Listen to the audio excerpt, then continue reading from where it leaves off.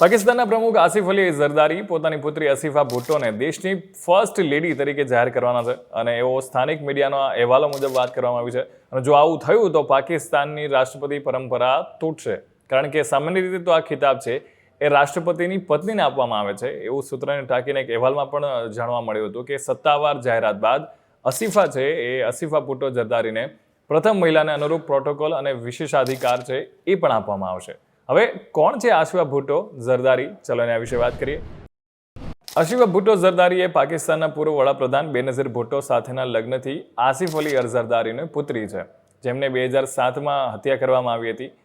ફેબ્રુઆરી 1993માં જન્મેલા બિલાવલ ભુટ્ટોના ઝરદારી અને બખ્તાવર ભુટ્ટો ઝરદારી બાદ એ આસિફ અલી ઝરદારીના સૌથી નાનું સંતાન છે. આસિફા ભુટ્ટો ઝરદારીએ પોતાનું જે એડ્યુકેશન છે એ Oxford Brook university college London and Edinburgh યુનિવર્સિટીમાંથી પૂરું કર્યું છે.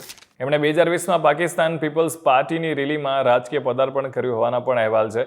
અને આસિફા ભુટ્ટો ઝરદારીએ પોલિયો નાબૂદી માટે પાકિસ્તાનના રાજદૂત પણ રહી ચૂક્યા છે. પીપીપીના ચેરમેન આસિફા અલી ઝરદારીએ રવિવારે પાકિસ્તાનના 14મા રાષ્ટ્રપતિ તરીકે શપથ લીધા હતા અને એમણે સત્તાવાર રીતે ઐતિહાસિક બીજી વખત રાજ્યના વડા તરીકેની જવાબદારી સંભાળી હતી.